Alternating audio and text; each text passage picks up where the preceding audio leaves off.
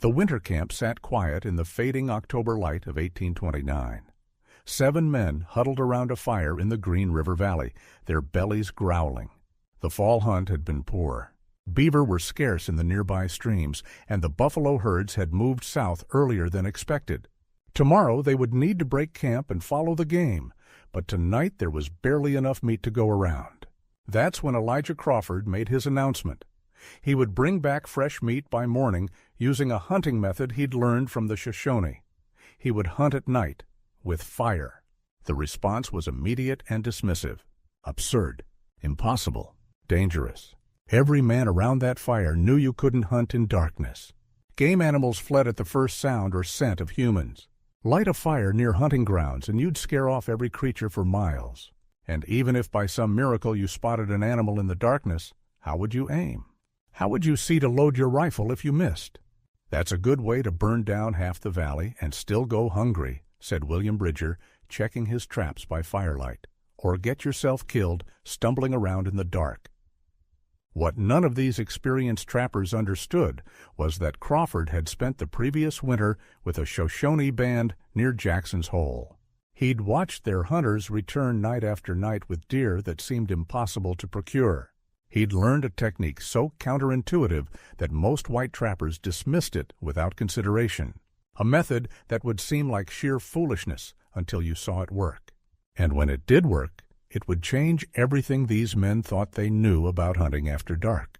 The story of how one trapper's supposedly foolish fire trick transformed night hunting in the Rocky Mountains is more than a tale of survival. It's a narrative about the collision of 2 hunting cultures, about experienced men learning to question their assumptions, and about a technique so effective it would eventually be banned by law. But in 1829, in a remote valley where 7 hungry men faced a hard winter, it was simply a desperate gamble that either would prove Crawford right or make him the laughingstock of the brigade. Elijah Crawford had arrived in the Rocky Mountains in the spring of 1825, answering William Ashley's advertisement for enterprising young men to ascend the Missouri River as fur trappers. He was 22 years old, raised in Ohio, and had worked briefly as a blacksmith before the call of the mountains proved irresistible. Like most of the 3,000 men who would work as mountain men between 1820 and 1840, Crawford started knowing almost nothing about wilderness survival. The first years had been brutal education. He learned to set beaver traps in ice-cold streams, to read weather in cloud formations, to identify animal tracks in snow and mud. He learned which roots were edible and which would leave him doubled over in agony. He learned to sleep with one eye open in territory where Blackfoot war parties moved silently through the darkness. He nearly died twice that first winter, once from exposure and once from an infected wound that turned his arm black before a French-Canadian trapper showed him which tree bark to boil for medicine. By 1828, Crawford had become competent enough to survive, but he was far from prospering. The beaver were getting harder to find as more trappers flooded into the mountains. Competition from the Hudson's Bay Company was driving down prices at the annual rendezvous. Some seasons he barely broke even after paying for powder, lead, traps, and the other supplies he needed. That November, his luck ran out completely. A late blizzard caught him alone in what would later be called Jackson's Hole, and he lost his horse along with most of his gear when the animal broke through ice crossing a frozen creek. For 3 days he struggled through waist-deep snow with just his rifle, his possibles bag, and the clothes on his back. When the Shoshone hunting party found him, he was building a fire with numb fingers, minutes away from giving up entirely. The Shoshone band that took Crawford numbered about 40 people, led by a headman named Washakie, who would later become one of the most respected chiefs in the region. They were moving to their winter camp in a protected valley where hot springs kept one meadow clear of snow year-round. Crawford spent 4 months with them, recovering his strength and learning skills that most white trappers never bothered to acquire. It was during this time that Crawford first saw jacklighting. The Shoshone called it something different in their language, but the English word that would later emerge was jacklighting, derived from the jackpine knots that burned brightest and longest. The first time Crawford witnessed the technique, he thought he was watching some kind of ceremony. It was late January, and the hunting had been poor for weeks. Deep snow made stalking difficult, and game was scarce near the winter camp. That night, as darkness fell, he watched two Shoshone hunters prepare for what they called the night hunt. They took an iron trade pan, probably obtained from French trappers years earlier, and mounted it on a pole cut from green willow. The pan was perhaps 8 inches across and 3 inches deep. One hunter carefully selected pieces of pitch-rich pine from a pile they'd been collecting for weeks. These weren't just any pine pieces. They were knots where branches joined the trunk, sections so saturated with resin that they felt heavy in the hand and smelled strongly of pine pitch. The hunter arranged these pine knots in the iron pan, building them up carefully. Then he used a coal from the evening fire to light the pile. The pitch-rich wood caught quickly, burning with a bright, steady flame that illuminated everything within 30 feet. But here was the clever part. The iron pan contained the fire, while the pole allowed the hunter to hold it away from his body. A second pole was lashed crosswise at the base to create a T-shape that could be braced against the hunter's hip or shoulder. Crawford watched as the two hunters moved quietly away from camp, one carrying the burning fire pan held high, the other following close behind with his bow ready. The fire cast a moving circle of light as they walked, and Crawford assumed they would scare every animal in the valley. He went to sleep expecting them to return empty-handed and sheepish. Instead, they returned 3 hours later with a mule deer buck draped across their shoulders. Over the next weeks, Crawford asked questions. The hunters were initially reluctant to explain, but Washakie gave permission, and one of the hunters who spoke some English began to teach him. What Crawford learned contradicted everything he thought he knew about hunting. The technique relied on understanding deer behavior that most white hunters never observed because they only hunted during daylight. Deer, elk, and other game animals are crepuscular, meaning they're most active at dawn and dusk. But they also move and feed throughout the night, especially during winter when they need to maintain body heat and find food constantly. In winter months, deer often come to streams and creeks at night to drink and feed on water plants and willow shoots along the banks. The key insight was this: deer that had never encountered artificial light at night didn't recognize it as a threat. Their instincts told them to flee from the scent of predators, from sudden movements, from the sounds of pursuit. But a steady bright light? They had no instinctive response to it. They would stand and stare, mesmerized, their eyes reflecting the light back in bright green or orange gleams. The Shoshone hunter explained the critical details. You had to move slowly, very slowly, keeping the light steady. Quick movements would break the spell. You worked near water where deer came to drink. You kept the wind in your face so your scent didn't reach them. You listened carefully for the sounds of animals moving, the crack of a twig, the splash of hooves in shallow water. When you caught the eye shine reflecting back, you froze. You brought your weapon to bear with excruciatingly slow movements, and you aimed for the shadow between the two glowing eyes. The iron pan was essential because it served multiple purposes. It contained the fire safely, keeping embers from falling and starting a brush fire. The metal heated up and helped the pine knots burn more efficiently. And crucially, it could be tilted to direct the light where you needed it without casting confusing shadows. The pine knots themselves were carefully selected. Jack pine, pitch pine, or yellow pine all worked, but the knots had to be old, from dead wood where the resin had concentrated over years. Fresh pine wouldn't work, it smoked too much and didn't burn bright enough. But those old knots, blackened and hard with crystallized pitch, they burned like torches. A handful of good knots could keep a bright flame going for an hour or more. Crawford practiced with unloaded weapons first, learning to move with the peculiar shuffle step that kept the fire pan steady. He learned to read the terrain in firelight, avoiding rocks and holes that could turn an ankle. He learned to judge distances in the circle of illumination, understanding that things looked closer than they were when you were holding the light source. When the Shoshone finally let him try a real hunt, Crawford felt like he was doing everything wrong. Every instinct screamed that he was being too obvious, too loud, too visible. But he followed the technique exactly as taught, moving slowly along a creek bed with the fire pan held high. 20 minutes into the hunt, he saw it. 2 green points of light reflecting back from across the creek, perhaps 40 feet away. He froze. The eyes didn't move. Slowly, with infinite care, he brought his rifle up. The heavy flintlock was a problem. He had to hold the fire pan in his left hand while aiming with his right, an awkward position. But he managed it, sighting between those 2 glowing points. The rifle's crack shattered the night silence. The eyes disappeared. Crawford's heart sank, certain he'd missed. But when he crossed the creek and searched with the fire pan, he found the deer crumpled in the brush, dead from a shot through the neck. He'd been aiming for the head, but the awkward position had pulled his shot low. It didn't matter. Fresh meat was fresh meat. That hunt changed something in Crawford. He'd been shown a technique that actually worked, despite violating every rule he'd learned about hunting.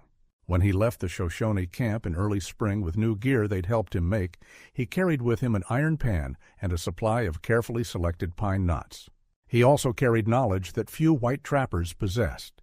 Back around the fire in October 1829, Crawford's proposal to try jacklighting met with the skepticism of men who trusted only what they'd learned through hard experience. These weren't stupid men. They were survivors in an environment that killed the careless and the foolish with casual efficiency. They'd seen men die from eating the wrong roots, from drinking bad water, from underestimating distances in mountain country where clear air made things look closer than they were. They'd lost companions to grizzly bears, to rock slides, to winter storms that struck without warning. So when Crawford proposed hunting at night with fire, they heard it as another greenhorn idea that would get a man killed. "The Shoshone do it," Crawford said quietly. "Saw them bring in meat all winter when daylight hunting was impossible." "The Shoshone also eat raw fish and grasshoppers," countered Bridger. "Doesn't mean we should." But there was one man who didn't immediately dismiss the idea. Jacob Weatherby had been trapping in the mountains since 1822. He'd been with Ashley on the Missouri River during the Arikara fight in 1823. He'd crossed South Pass with Jedediah Smith and seen the Great Salt Lake before most Americans knew it existed. At 37, he was old by mountain man standards, and he'd learned that survival sometimes meant trying things that seemed wrong. "Let him try," Weatherby said. "Worst that happens, he wastes a night and we're still hungry tomorrow. Best that happens, we eat venison for breakfast." "Best that happens?" Another trapper laughed. "Jacob, the best that happens is we find his bones in the spring after he falls in the river or shoots himself trying to load in the dark." But Weatherby's word carried weight, and Crawford was free to make a fool of himself if he chose. Crawford spent the remaining daylight preparing. He had an iron skillet from his cooking gear, deeper than ideal, but it would serve. He needed a long pole, something green that wouldn't burn. He found a straight willow branch near the creek, about 6 feet long and as thick as his thumb. He lashed the skillet to one end using strips of rawhide, positioning it so the handle stuck out to one side where he could grip it to angle the pan. The pine knots were easier. The valley had scattered dead pines, killed by some long-ago fire, and their trunks were studded with knots that had concentrated pitch for decades. Crawford collected a leather bag full, choosing pieces that felt heavy and oily to the touch. These would burn bright and long. As darkness fell, the other trappers watched with barely concealed amusement as Crawford built his fire pan. He arranged the pine knots carefully, leaving space for air to circulate. Using a coal from the campfire, he lit the pile and watched as flames licked up, quickly catching hold. The knots burned with surprising brightness, casting long shadows across the camp. "Well, you've got yourself a nice torch," Bridger observed. "Now what?" "Now I go hunting," Crawford said. He'd already loaded his rifle, a process he could do by feel after 5 years in the mountains. The flintlock was a plain-style rifle, shorter and heavier than the Kentucky rifles some trappers preferred, with a bore large enough to take down elk. He carried his powder horn and bullet pouch, plus a supply of pine knots wrapped in leather to keep them dry. The fire pan he balanced on his shoulder, the pole braced against his body. Walking with the fire pan was awkward at first. The weight wasn't evenly distributed, and the flames danced and guttered with each step. But Crawford fell into the rhythm he'd learned from the Shoshone, a slow, steady shuffle that kept the fire burning bright and level. Behind him, he heard one of the trappers call out something mocking, but the words didn't register. He was already focusing on the hunt. Crawford headed downstream, away from camp, following the creek into a wider valley. The fire pan cast a circle of light perhaps 30 feet across, showing the ground immediately around him, but making everything beyond the circle seem darker by contrast. The night sounds were loud in his ears, the creek burbling over stones, an owl calling from the timber, the hiss and crackle of burning pine pitch. He moved slowly, stopping every few steps to listen and watch. His breath steamed in the cold air. The fire pan warmed his left side while his right stayed cold. His eyes adapted to the strange illumination, learning again to judge distances and read terrain. 20 minutes passed. 30. Crawford began to wonder if the deer had moved to different feeding grounds. The technique required patience, more patience than most men possessed. You couldn't rush it. You had to move like you had all night, because you did. Then he saw them, 3 points of light reflecting back from the darkness near the creek bank. Then 2 more, further back, eye shine. Deer. Crawford froze mid-step, his foot still raised. Slowly, with infinite care, he lowered his foot to the ground. The eyes didn't move. They stared at the light, unblinking, mesmerized. Crawford could make out the shadowy shapes of their bodies now, 2 deer at the water's edge, perhaps 45 feet away. He needed to get closer, too far for an accurate shot in this light. He took 1 slow step forward. Another. The deer remained frozen, staring at the bright flame. Another step. Another. The sound of the creek helped cover the small noises he made. 35 feet now. 30. Crawford shifted the fire pan slightly, trying to illuminate the deer better without making sudden movements. There. The closest deer was a doe, but behind her was a larger shape. A buck, probably. That was the shot he wanted. The problem was the rifle. He needed both hands free to aim properly, but the fire pan required 1 hand to hold steady. The Shoshone used bows, which could be managed with the fire pan braced against the body. A heavy flintlock rifle was different. Crawford slowly brought the rifle up with his right hand, while balancing the fire pan pole on his left shoulder. It was an awkward position, nearly impossible to hold steady. The rifle wavered, but at 30 feet, with the buck standing motionless, he didn't need perfection. He just needed to hit the chest cavity. He found the 2 eye shines in his sight picture, aimed low between them, where the chest should be. His finger found the trigger. He took a breath, let half of it out, held. The flintlock roared. The flash from the pan momentarily blinded him, but he heard the solid thump of the ball striking flesh. The eye shines vanished. Crashing sounds in the brush as the deer fled. Crawford stood still, waiting for his night vision to return. The pine knots in his fire pan burned on, unconcerned with the violence that had just occurred. When he could see again, he walked slowly to where the deer had been standing. Blood. Dark spots on the sandy creek bank, black in the firelight. A blood trail leading into the brush. Crawford followed it, the fire pan held high.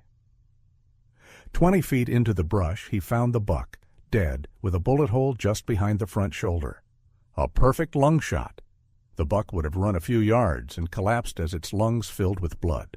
Crawford stood there for a moment, looking down at the dead animal, feeling the weight of what he'd just proven. This worked. This actually worked. Not by luck or chance, but because the technique was sound. Getting the buck back to camp was harder than the hunt had been. He couldn't carry both the deer and the fire pan. He reluctantly extinguished the fire in the creek, then hoisted the buck across his shoulders and began the slow walk back. The deer probably weighed 120 pounds, and the walk took him nearly an hour, stopping frequently to rest. When Crawford finally stumbled into camp, it was nearly midnight. The fire had burned low, and most of the men were sleeping. But Bridger was still up, keeping watch, and he stood quickly when Crawford emerged from the darkness with the buck across his shoulders. "Well, I'll be damned," Bridger said loudly enough to wake the others. He actually did it. The camp came alive. Men stumbled out of their bedrolls to examine the deer. They inspected the bullet hole right behind the shoulder. A clean kill. The liver and heart were intact, good eating. This was real meat, enough to feed all 7 of them for days. How? Weatherby asked simply. Crawford told them, describing the technique in detail. The fire pan, the pine knots, the eye shine, the slow approach, the shot.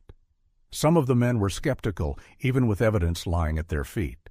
"Maybe you just got lucky," one suggested. "Stumbled on a stupid deer?"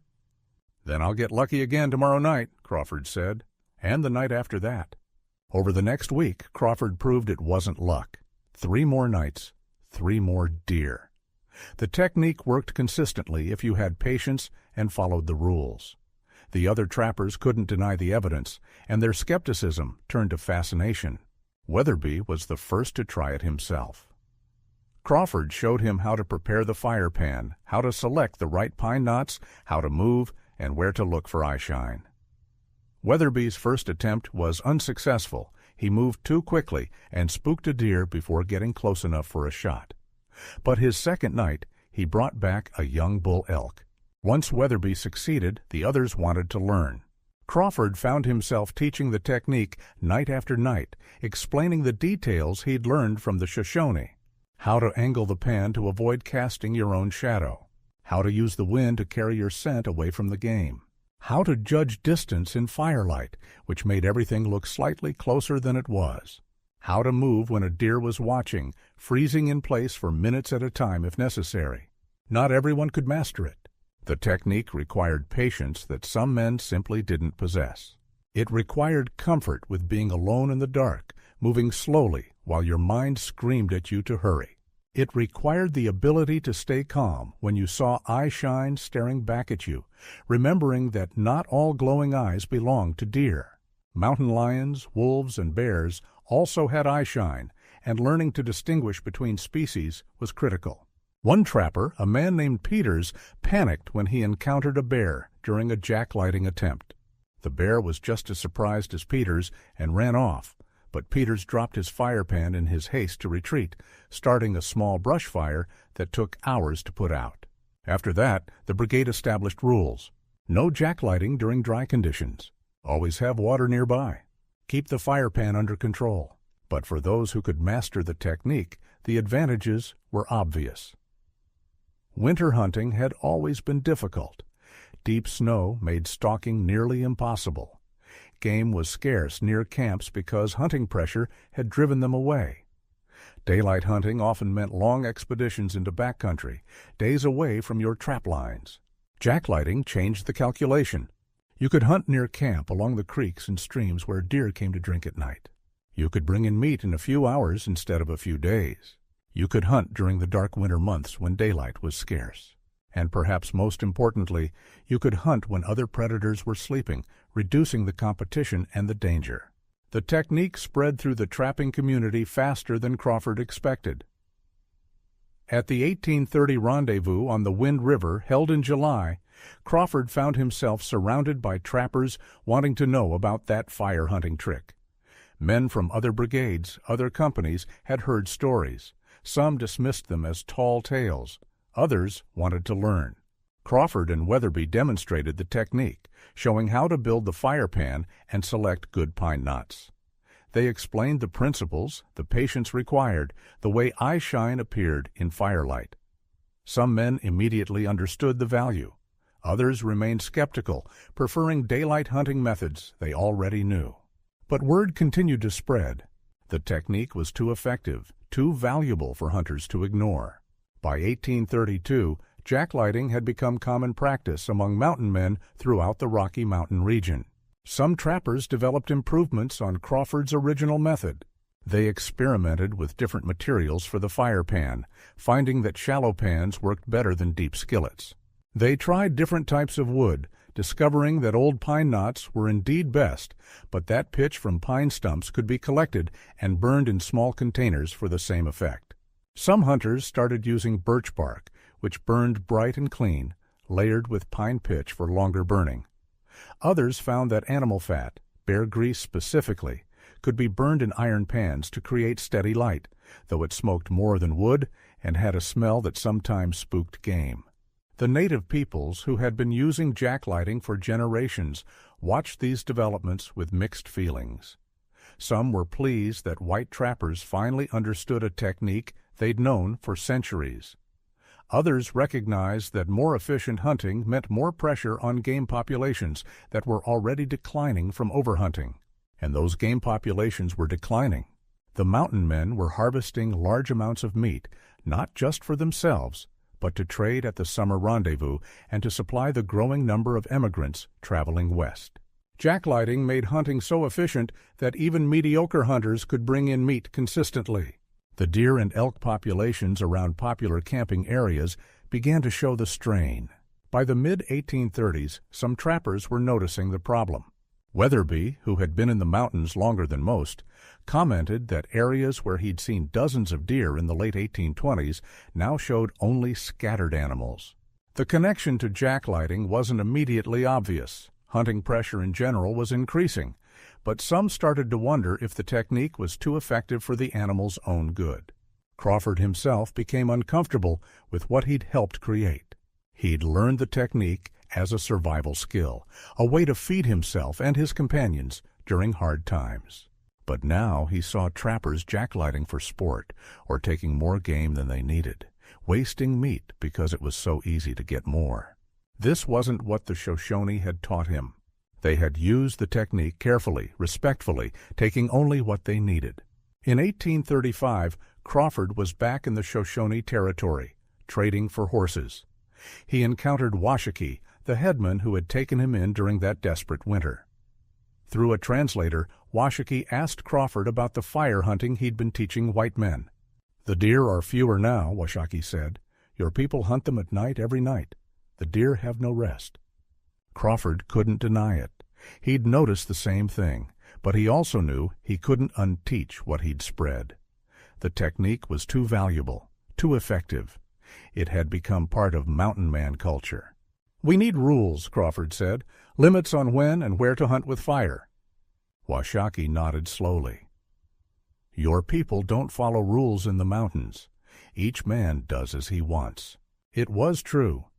The mountain men prided themselves on their independence, their freedom from the laws and restrictions of settled society. Trying to impose hunting regulations on them would be nearly impossible. But the problem solved itself in an unexpected way. By 1840, the fur trade was collapsing. Beaver hats had gone out of fashion in Europe, replaced by silk hats that required no fur at all. The price of beaver pelts plummeted. The great rendezvous ended.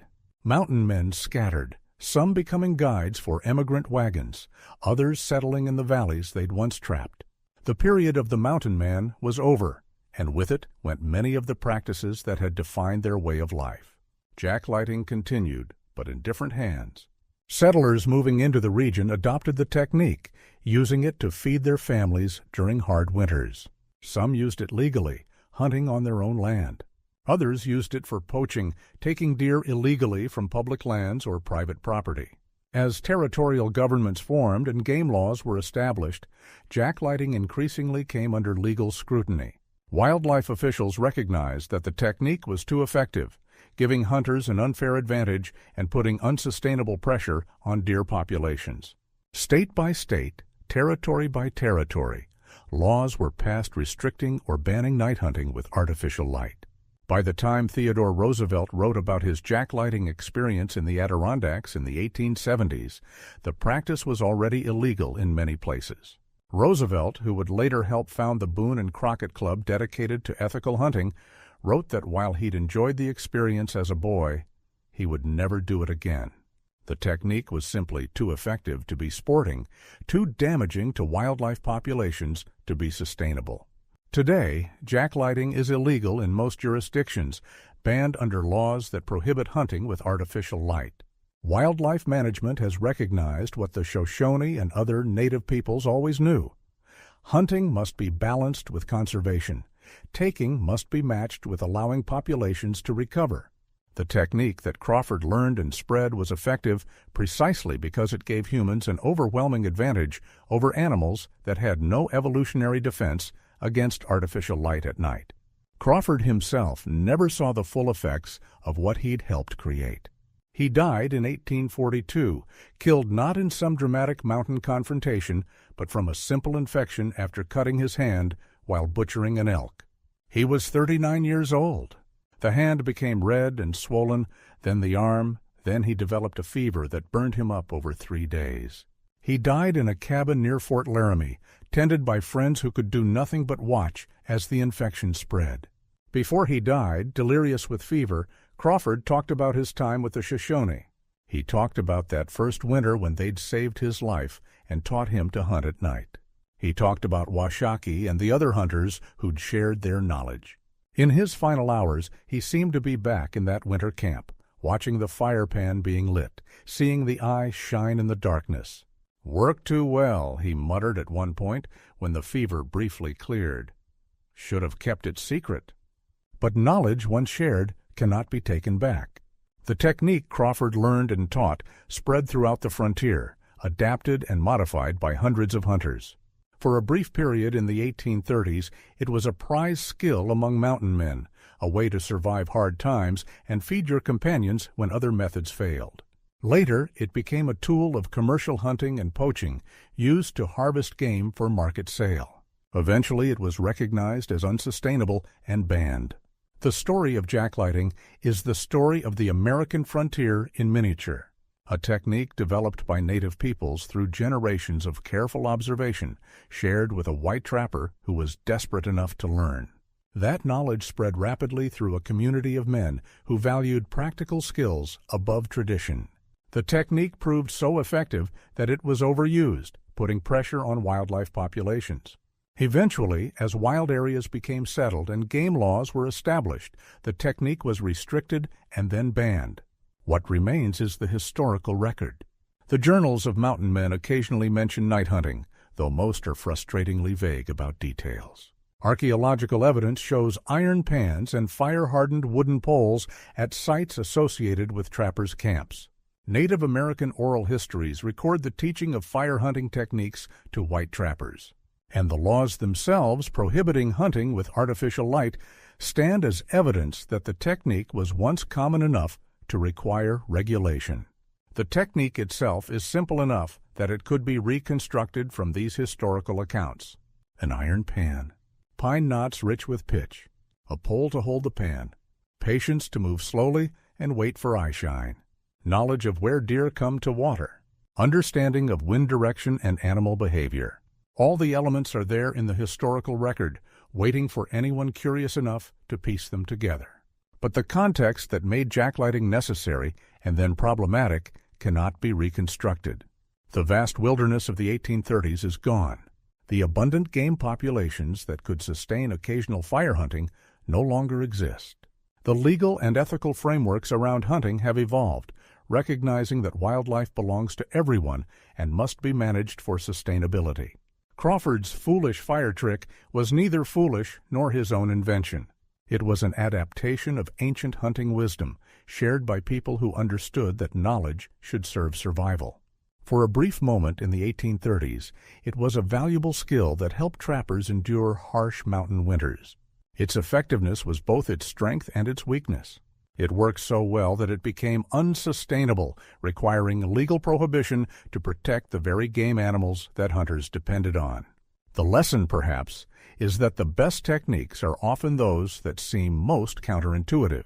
The idea that you could hunt successfully at night using fire to illuminate your prey violated every instinct that experienced hunters trusted. But it worked because it exploited a gap in animal behavior, a response to light that evolution hadn't prepared deer to handle. The deeper lesson is about balance. The Shoshone used jacklighting sparingly, taking what they needed when other hunting methods failed. They understood that abundance today didn't guarantee abundance tomorrow. They hunted with respect, aware that they were taking life to sustain life. When mountain men adopted the technique, many lost that sense of balance, using it as often as convenient rather than as needed. By the time Crawford died in 1842, jacklighting was already becoming controversial. Some hunters defended it as a legitimate survival technique. Others condemned it as unsporting and wasteful. The debate would continue for decades, eventually resolved by legal prohibition rather than social consensus. Today, the technique exists primarily in the historical record and in the folklore of hunting culture.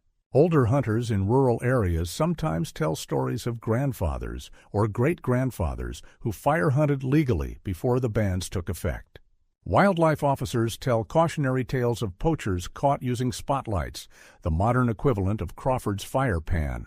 Historians debate the impact of mountain man hunting practices on 19th century game populations.